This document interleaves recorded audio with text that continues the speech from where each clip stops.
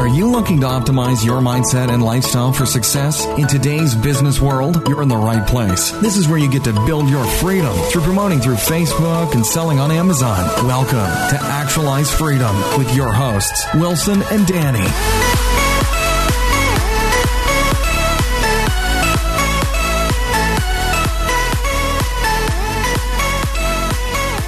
This is Actualize Freedom, the no bullshit podcast for hacking your freedom through selling on Amazon and lifestyle optimization. My name is Danny Carlson. And my name is Wilson Lee. Today we're going to be sharing with you the communication with Alibaba. How do you actually communicate with them? What are some of the set questions that we use that is super effective? And the potential pitfalls. Just a little reminder, the show notes can be found at actualizefreedom.com/7. So if you don't want to take notes, definitely just go there, get all your notes. Okay, so a few really quick guidelines when you're communicating with suppliers on Alibaba.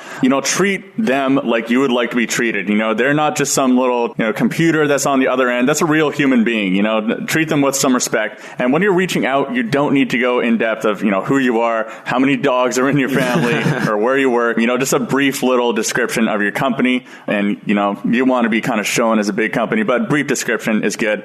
And also just a brief message, basically that you're interested in a certain product and you're requesting some specific information. I personally like to start off with a set of questions. I don't like asking one question at a time, mainly because, these suppliers, they are overseas. There's a time zone difference. Like if it's morning at our time, it's nighttime in their time, So the communication can easily suck up weeks of your time if you're not efficient with it. And that's the reason why I have a set of questions that I ask. And these are the questions that would allow me to make a decision. I start off with asking, what products, features do you have with your product and whatnot? And what are some of the pricing per unit? For example, like MOQ of 500 to 1,000. Test the supplier out. Even though you may not be ordering the quantity of 500 or even 1,000, let them know that you're serious and not just someone who's just wanting to buy one item at a steep discount. I also ask about the total cost with packaging. A lot of times you don't want to be caught off guard with not knowing the packaging cost and the printing cost and whatnot. I also like to ask, do they have any other reference pictures of the products? Because I want to be able to evaluate their products and be able to compare different suppliers side by side. So if there's more reference pictures, that allows me to make a better decision. What are some of the other questions that you have, Dan? Another really important one is, what is the production and delivery time, otherwise known as the lead time? So this is really important because if the lead time is really long and your product is going out of stock in Amazon, let's say it's selling like twice as fast as you thought, then that means you can be out of stock for a long time. And that's a big no-no on Amazon as far as ranking. And, if you're out of stock, you're not making any money, obviously. So shorter lead times are better. Typically 20 days or a month is the longest I'd like to go for. And, what is their accepted method of payment? So we talked in one of the earlier episodes about Alibaba Trade Assurance. Ask them if they take trade assurance because that is the safest, our preferred method of actually paying the suppliers.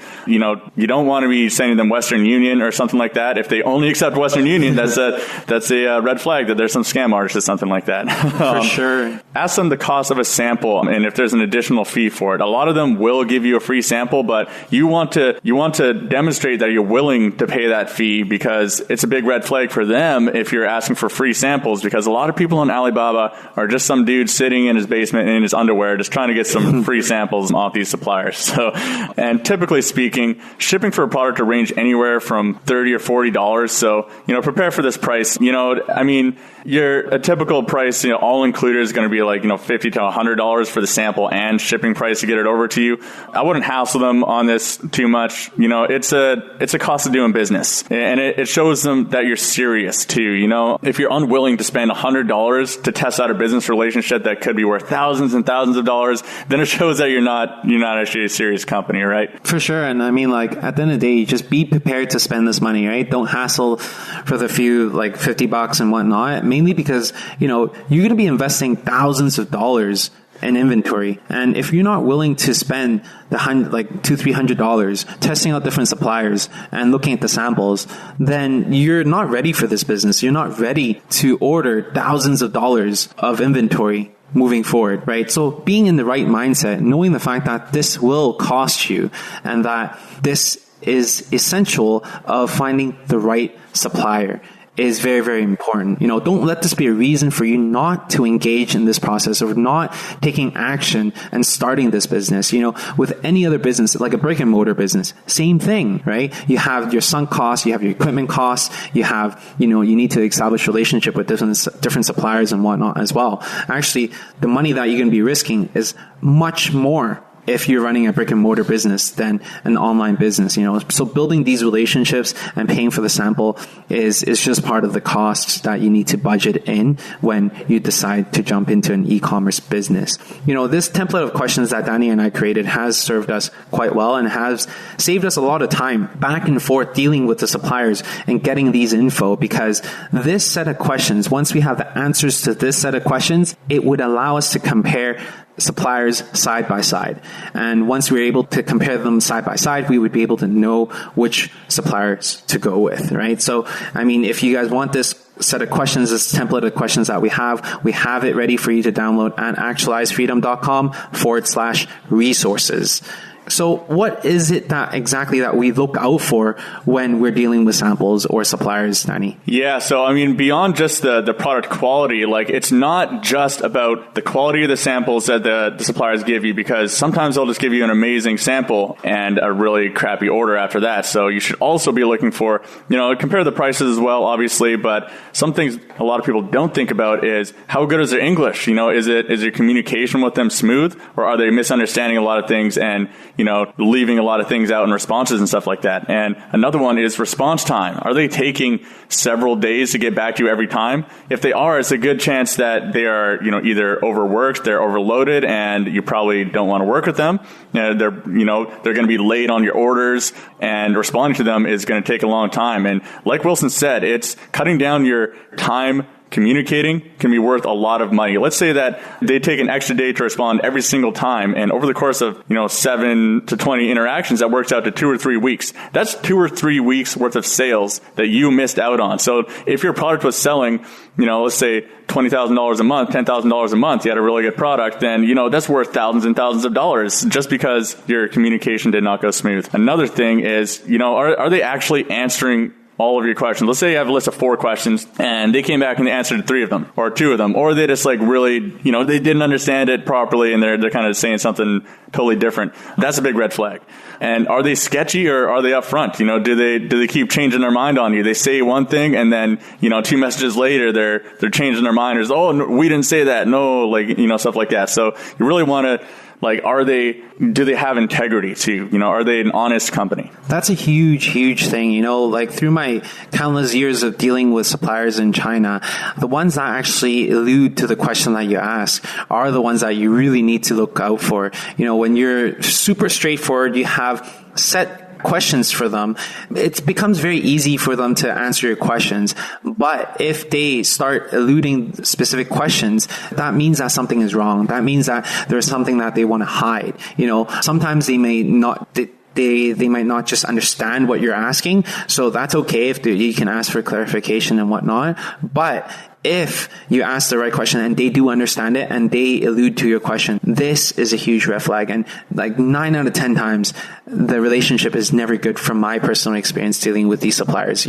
If they are just not upfront with you with a simple, straightforward question, they're not going to be upfront with you when problems arise, when challenges arise. They would just try to use their way of overcoming the challenge. And majority of the time, it's the worst possible way. Oh, absolutely. And a couple really quick frameworks when you're communicating with these suppliers. Number your questions. This will increase the quality of your responses by quite a bit. I've heard from someone that in China, when they're growing up in school, kids are taught to number their questions, and they really understand this a lot better. It's just easier to organize, and you'll get better responses this way. Another really good one is use pictures whenever possible. So I use a program called Snagit where I can easily, drag and drop a screenshot of something and then annotate it. So that just means I can draw some arrows on there real quick or write some text or whatever. And this really helps cut through the language barrier because, a lot of these guys have pretty good English, but it's, everyone understands an arrow pointing in a picture. It's much easier. It will cut down on the miscommunications a lot and really increase the quality of your responses. Perfect. For us moving forward, after the fact that you have reached out and confirmed your suppliers, Now it's time to evaluate the samples. And here's a list of questions that I'd like to ask, and it's something that I use as well. I actually tend to change it, or actually set up in 2 phases of questions that I ask. These are batch questions. Having pictures and numbering them is super, super helpful when it comes to this stage. We need to be able to choose an MOQ that we're comfortable with, which is a quantity that we're ordering. So I'd start off with asking the price for that, and what is the container size and the weight. And this is for us to submit into FBA. What is the size and weight for each unit of the product, and the mode of delivery, whether it be ship or air? How much would it be? What is the lead time, like what Dan was saying? The time of arrival from China all the way to the USA to the fulfillment center. How much time is it going to take? Because we need to be able to figure out the lead time, so then when it comes to replenishing our inventory, we would be able to be much more prepared for it. Like Danny was saying, it's the worst thing that can happen when you're out of stock. Amazon does not like that. Yeah, so a really common question a lot of people have too is about the shipping here. So, you can obviously go hire your own shipping company. You can get it done for really cheap if you go and do all the paperwork yourself and try to figure it out yourself. But shipping, guys, is insanely complex thing when you're crossing borders. Like, sea shipping is ridiculous. Like, the amount of paperwork it's such old, ancient, bad paperwork, and there's so much of it. If you don't do it for a living, like, I would not even try to do it. And honestly, you would a lot of the time be actually spending more money doing it yourself, because all these shipping companies have such small profit margins. It's just worth it to pay them to figure it out. And Wilson touched on a really good point. A lot of the time, the easiest way is to just ask your supplier to figure out the shipping for you, because they've been in business for a while. They have probably quite a few good shipping relationships with some companies in China. So they get really big bulk discounts with these companies. A lot of the time, they will actually be the ones to be able to give you the cheapest shipping rate. You should still definitely contact some freight forwarding companies that can take it from the manufacturer and, get some quotes from them just to see how much they would cost. But always ask your manufacturer if they can figure it out for you and how much that would cost. Mm-hmm. Now, don't worry, the list of questions that we've been asking and whatnot are all available for download at actualizefreedom.com/resources. There's going to be a link there with all the show notes and everything as well. Now, some of the common pitfalls that we see, these are like huge pitfalls that, as a new Amazon seller or as someone that's new with sourcing products from China, these are 100% must look at problems. A huge thing is the holidays in China. They are crazy with the holidays, especially with Chinese New Year. This is a time when everyone travels back to their hometown. There's not going to be any production for weeks in time. And, for me, actually, initially, like a few years ago when I first traveled to China to source my inventory, it was such a horrible experience because I traveled back 2 weeks prior to Chinese New Year. So they're already closing down on all their production. They're not accepting any more orders because they're done for the year. They need to go back home and bring all their money back to their families where, a lot of them live in a rural area. So yeah, this is like a huge no-no because I was literally there for 3 weeks and there was nothing to do because everyone was not working. No one was working at that time. It was really, really festive, but I was in China for 3 weeks. There was nothing to do. I was just waiting for people to come back to work.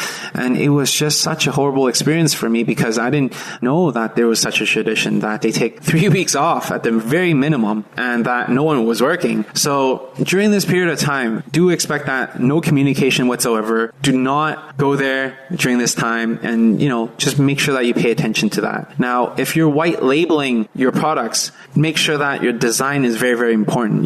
Copyright issues is such a big thing. Amazon do take this stuff very, very seriously. If there's any kind of patent infringement or copyright infringement that you have, they will freeze your account. They will take that product off it. And so be very, very careful when it comes to white labeling and understand if there's going to be any copyright issues. Yeah. So like some good ways to actually check that is do some basic due diligence with tools like Trademarkia. That's trademarkia.com. You can just type in whatever brand name you're considering using for this product and see if it's trademarked. That's the number one. And, copyright can be a complex thing. It can be like copywriting words, copyright for logos and stuff like that. So if you get a swoosh check mark that looks just like Nike's logo, that's infringing on Nike's logo. You don't want to be doing that. So make it original. Do your due diligence. Make sure that your words that you're using are not infringing on anyone's trademarks or anything like like that. And also that your design is unique and your own. I mean, that's a good idea just for differentiation alone, but it can also get you in legal trouble. So don't do that.